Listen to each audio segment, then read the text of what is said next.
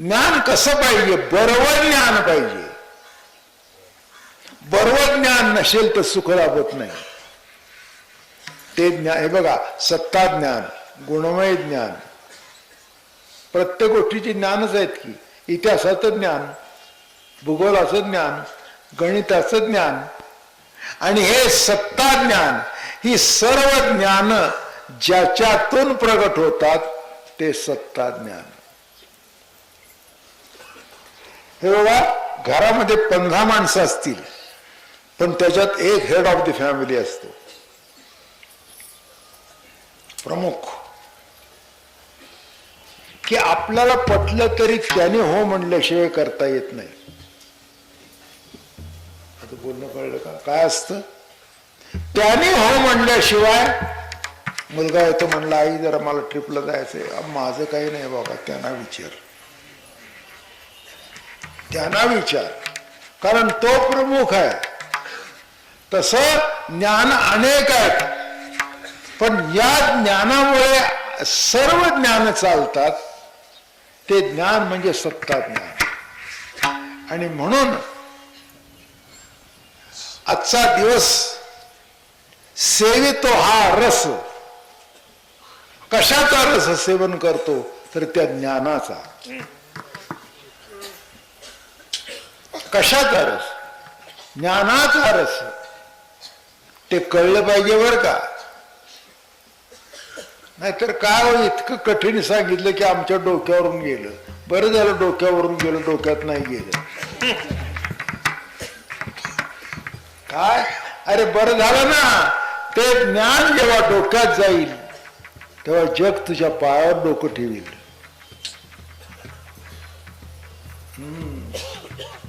पायावर डोकं ठेवील. देव सुद्धा चरणावर डोकं ठेवील. आहे ना? असं घडलं ना का नाही घडलं?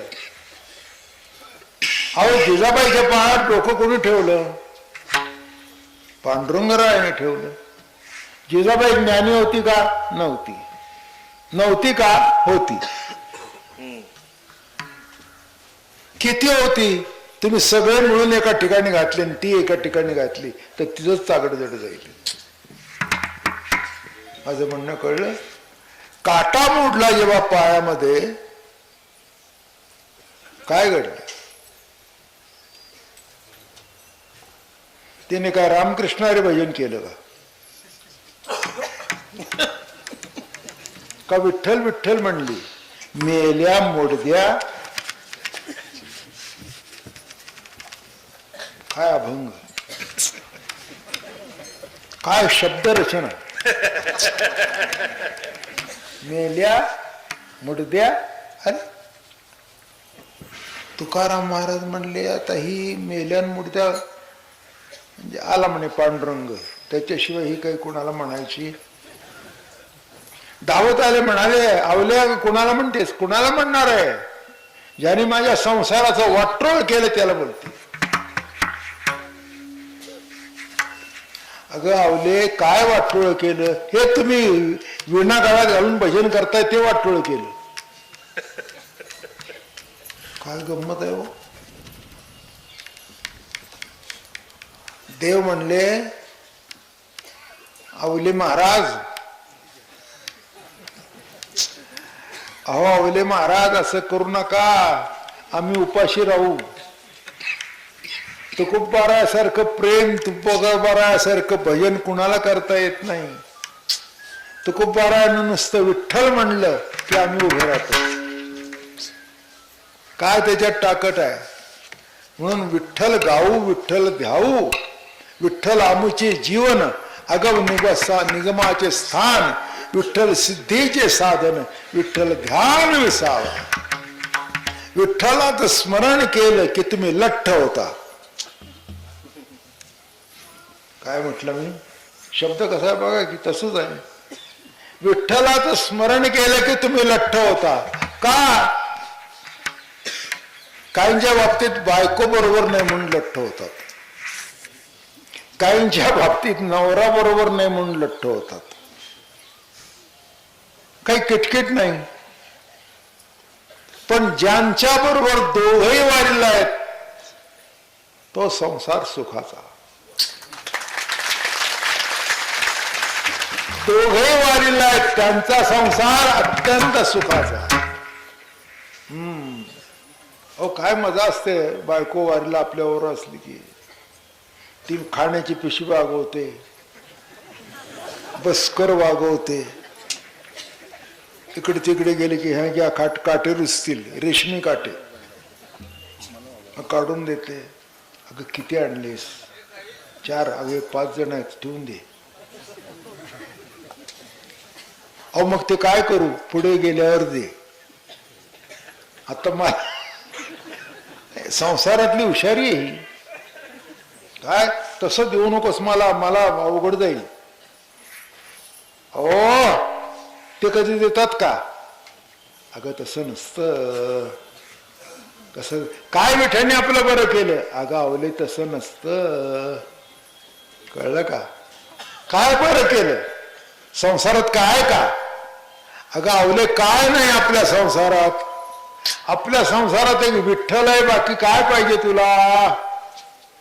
काटा मोडल्याबरोबर शिव्या कोणाला? काय गंमत आहे, तुम्ही टाळ घेऊन सुद्धा टाळता विठ्ठल म्हणाला.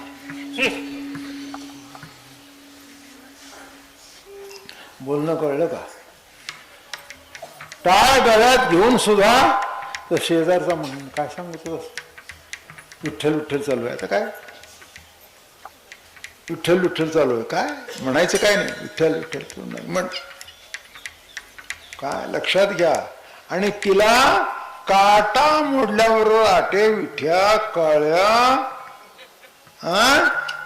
तुझ्या नावाचं वेड लावून ते आता येड होऊन नाचतंय तुझं नाव घेऊन. नाचतंय ते. भूक लागली असेल त्याला. तुला काय? तुला काय?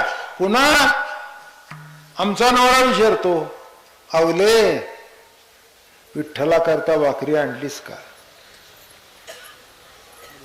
काय गंमत आहे. विठ्ठला करता भाकरी आणलीस का?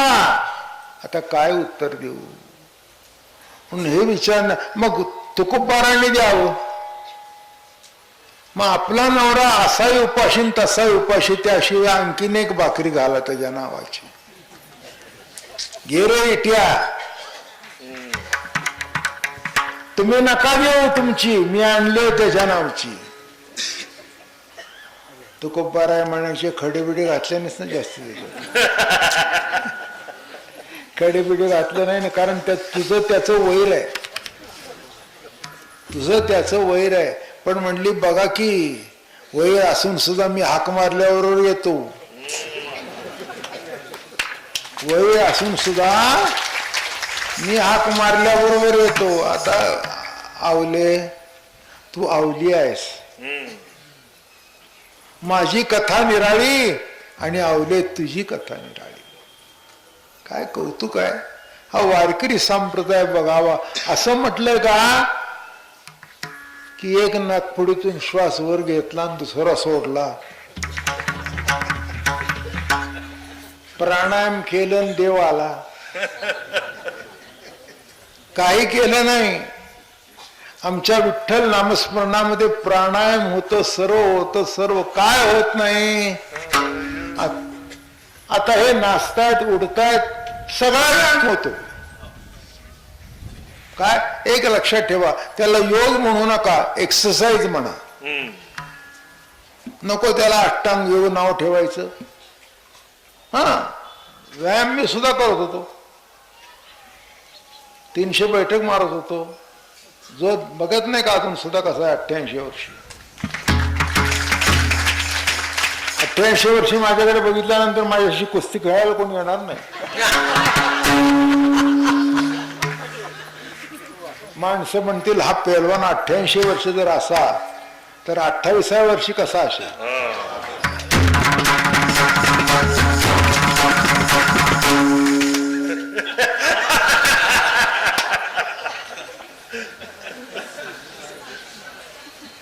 असं आहे महाराज.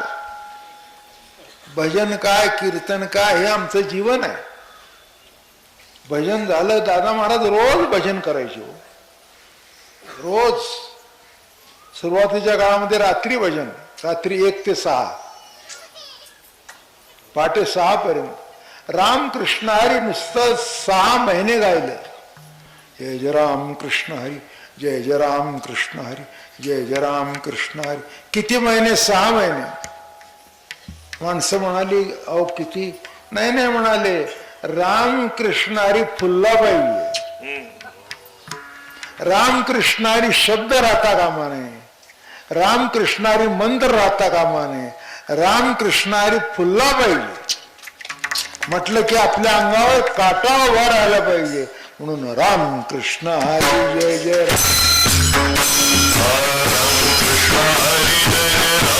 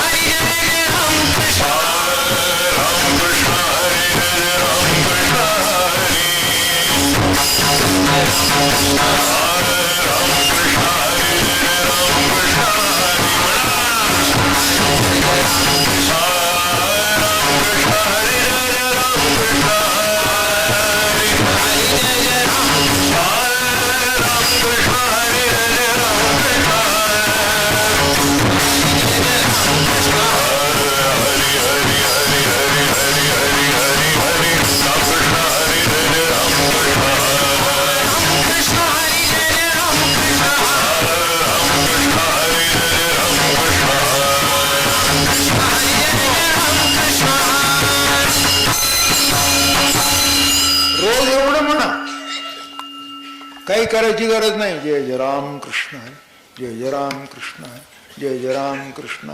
राम रमयंती कृष्ण कर्षती, आणि ऐक्यानंद तो हरी. रमणरूपाने जो प्रगट होतो तो राम, कर्मरूपाने प्रवाहित होते जी सत्ता तो कृष्ण, आणि हे दोन्ही याच्या ठिकाणी ऐक्य पावता तो हरी. कळला का अर्थ रामकृष्ण हरीचा? राम पहिल्यांदा रमण, पहिल्यांदा रमण. जो 1 महिन्यापासून तुमचं चालू आहे रमण, वारी वारी. बाबा महाराजांचं लोणंचं कीर्तन, वारी कीर्तन. गेल्या वर्षी कीर्तन चांगलं रंगलं होतं. आता काय होतंय कोणाला माहिती. तब्येत बरी नाही महाराजांची, सांगतायत सगळेजण काय करावं. मग हे रमणं, हे काय सुरू झालं? रमणं सुरू झालं. वारी आली, वारी आली. अगं जरा मला टाळबीळ काढून ठेव बरं का. वारीला टाळाची आठवण व्हायची.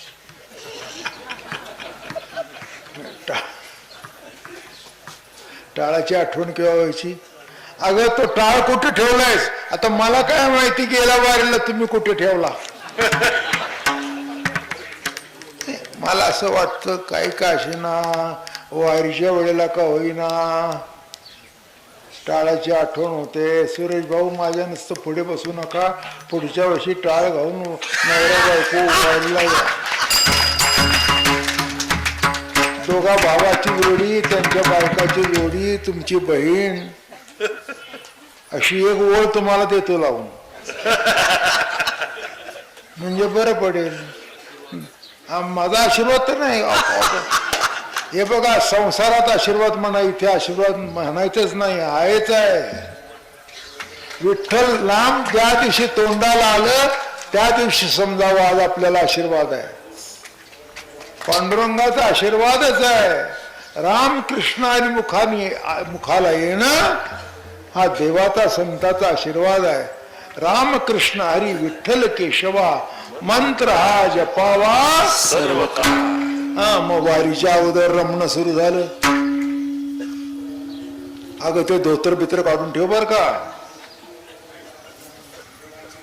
निदान रस्त्याने नाही तरी वारीला तरी धोतर पाहिजे. काय एकादशीला कीर्तनाला धोतर पाहिजे, मग धोतर काढलं, सदरा काढला, टाळ काढला, हा सगळं काढलं, तयारी झाली. काय आणि राम हे रमणं हे काय पहिला. अगं 2 दिवसात वारी आली बर का, 2 दिवसात वारी आली बर का.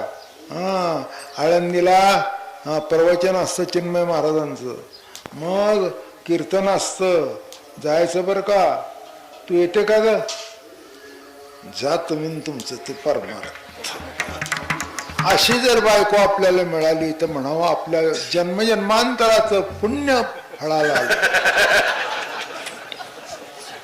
अशी जर बायको मिळाली तर काय झालं, पुण्य फळले भाग्य उदयाचा ठसा, भाग्य उदयाचा ठसा झाला सन्मुख तो कैसा, झालो सन्मुख तो बायको चरण पावले. कोणाचे चरण पावले? बायकोचे. अहो काय संसारामध्ये बायकोचं चरण पाहायला मिळाल्याशिवाय जमत नाही, अवघड आहे सगळं. जाऊ द्या, थोडक्यात सांगतो. म्हणता म्हणता बघा पाहुणे, अरे काय टालो स्टेजवर, जाऊ द्या, काय जेवढं ऐकलं तेवढं ऐकलं, म्हणलं तेवढं म्हणलं, काही कमी नाही. एकदा रामकृष्णारी म्हणलं तरी पुष्कळ. म्हणून महाराज म्हणतायत, सेवितो हा रस वाटितो वाणिका, घ्या रे हो नका राणवरी. म्हणून पहिलं रमणं, मग कर्म. रामकृष्ण हरी जय कर्म, आणि मग ते भजन बिजन वारी झाल्यानंतर हारी हारी. बायको म्हणली, वारीला गेला झोप कशी लागली? ते म्हणले तू नव्हतीस म्हणून फार छान.